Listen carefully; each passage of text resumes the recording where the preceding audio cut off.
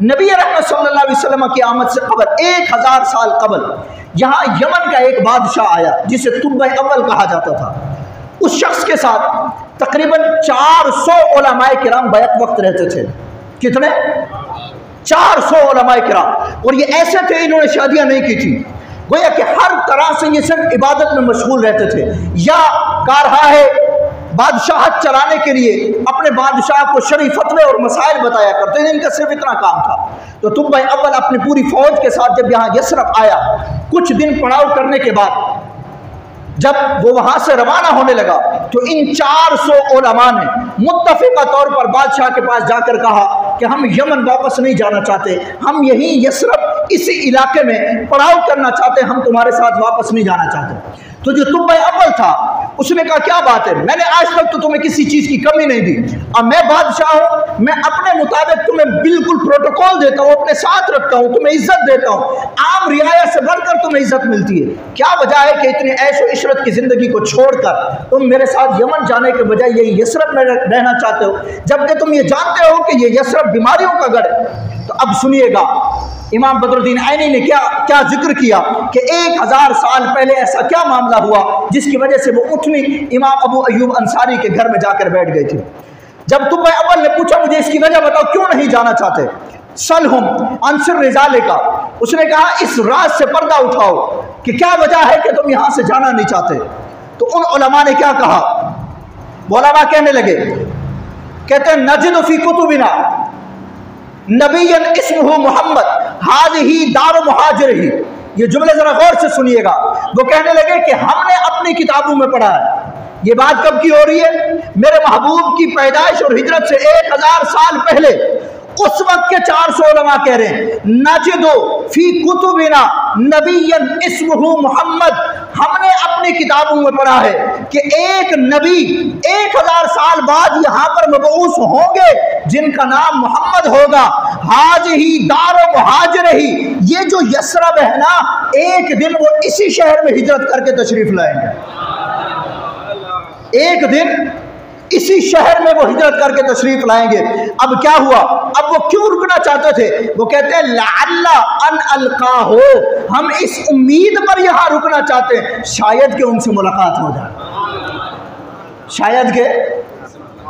ये कब की बात हो रही है, पैदाइश से। यार मुझे बताओ, जिनके तज़किरे 1000 साल पैदाइश से भी पहले हो रहे हो, उनकी पैदाइश के बाद अगर मिलाद मना लिया तो क्या हो गया है जी।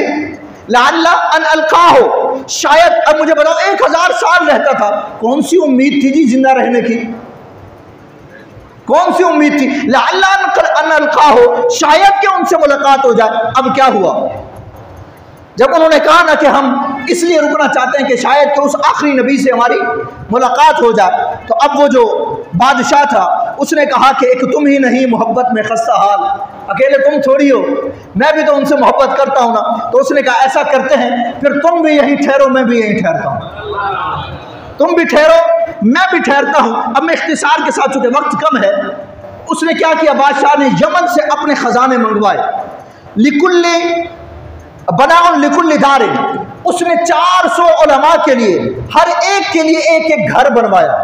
क्या किया, हर एक के लिए घर बनवाया, एक घर मकान तामीर करवाया। और फिर क्या हुआ, सबकी शादियां करवा दी। और जो मजीद तफसील है इसके अंदर ये लिखा है कि बादशाह सलामत ने 400 औरतें खरीदी, चूंकि उस वक्त गुलामों का दौर था, उनको खरीद कर आज़ाद किया और आज़ाद करके इन 400 उलमा के साथ शादी करवा दी। नियत क्या थी, चूंकि रहते कितने 1000 साल रहता है मेरे महबूब के आने से 1000 साल पहले, इस नियत के लिए, इस नियत से घर भी बनवाए, शादियां भी करवाए। चलो हम नहीं, हमारी औलाद तो मिलेगी ना, हम नहीं तो हमारी औलाद मिलेगी। फरमाया बना लिकुल्ली दार वाहिदिन दार, हर एक के लिए घर बनवाया और फिर उनकी शादियां करवा दी, अपने लिए भी एक घर बनवाया, वहीं रहने लगा। अब क्या हुआ, वो जो बादशाह था तुब्बा अव्वल जिसका नाम था, उसने नबी पाक सल्लल्लाहु अलैहि वसल्लम की आमद से 1000 साल पहले एक घर बनवाया जो 2 मंजिला था। जो क्या था, उस वक्त ये रिवाज ही नहीं था, किसी का घर 2 मंजिला नहीं होता था, लेकिन उस वक्त तो उसने 2 मंजिला घर बनाया। और फिर नबी पाक सल्लल्लाहु अलैहि वसल्लम की आमद से पहले उसने क्या किया, उसने अपने घर के अंदर रहते हुए अपनी नस्ल दर नस्ल चूंकि चल रही थी, तो उसने एक ख़त लिखा था और उस ख़त के अंदर एक शेर था जो मैं आपको सुना देता हूँ। उसने क्या लिखा, उसने कहा शहीदतु अला अहमद अन्नहु रसूलुम मिनल्लाहि बारिउन निसमी।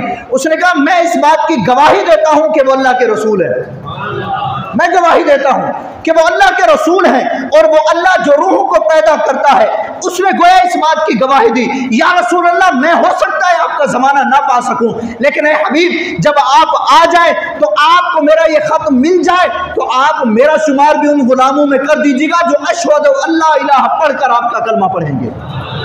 अच्छा, अब ये बात उन्होंने लिख दी, वो ख़त नस्ल दर नस्ल जो सबसे बड़े आलिम थे उनकी नस्ल दर नस्ल ये चलता रहा। हुजूर की पैदाइश हुई, मेरे महबूब अलैहिस्सलाम ने ऐलान नबूवत किया।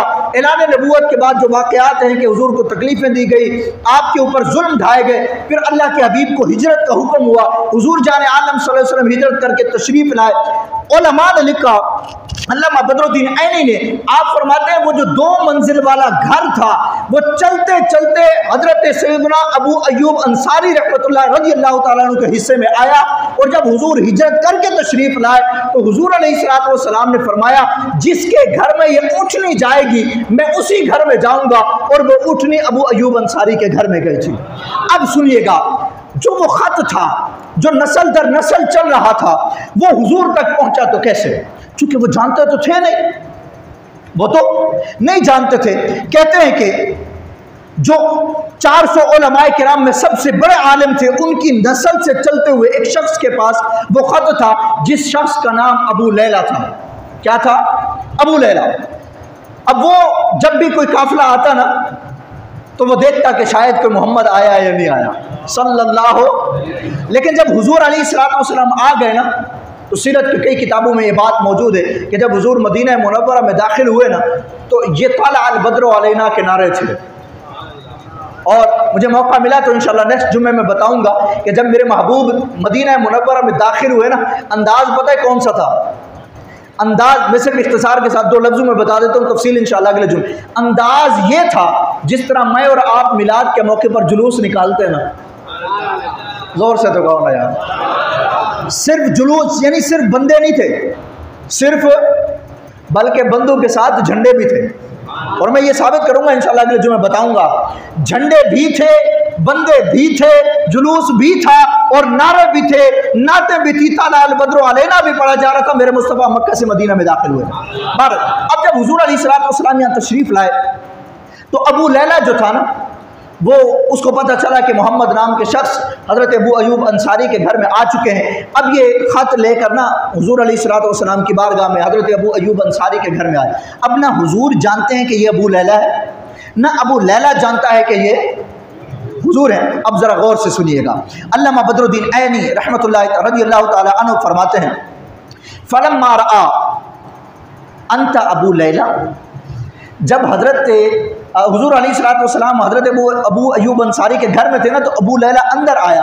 जैसे ही वो अंदर आया तो हुजूर ने फरमाया, फलम्मा रआ, जब हुजूर ने उसको देखा, अंत अबू लैला वमा का किताब तुब्बा, हुजूर ने खुद ही इरशाद फरमाया, उसने नहीं बताया कि मैं कौन हूँ, हुजूर ने खुद फरमाया अंता अबू लैला, और तू अबू लैला है, वमा का किताब तुब्बा, और तेरे पास तुब्बा अव्वल का खत है ना, ले आ। अल्लाह के नबी अलैहिस्सलाम ने फरमाया हातिल किताब, लाओ वो खत मुझे दो। इसका मतलब ये हुआ कि हुजूर अपने सारे गुलामों को जानते हैं, जो गुजर गए उनको भी जानते हैं, जो है उनको भी जानते हैं, जो तशरीफ लाएंगे अल्लाह के नबी उनको भी जानते हैं, और ये सब कुछ अल्लाह की अता से है। किसकी? और अल्लाह की अता हो जाए फिर कोई एतराज बनता नहीं है। फरमा अंता अबू लैला वमा का किताब तुब्बा, और तू अबू लैला ला वो खत मुझे दे। तो अब तू अबू लैला क्या कहने लगा, मन अंता, आप कौन है, आप कौन है, मैं भी तो तस्दीक करूं ना कि मेरी नस्लों से ये खत चलता आ रहा है, मैं आपको ऐसे कैसे दे दूं।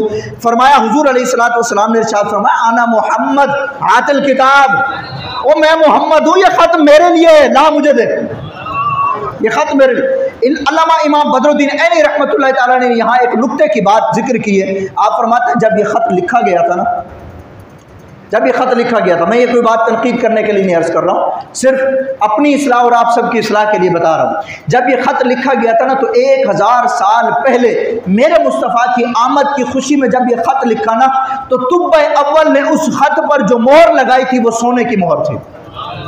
वो किसकी थी? सोने। गोया कि खर्चा किया था ना। और मिलाद पर अगर खर्चा हो तो क्या मसला है? 400 उलमा के घर बनाना बगैर खर्चे के हुआ था? बता नहीं रहे यार आप। 400 उलमा की शादियां करवाना बगैर खर्चे के हुआ था।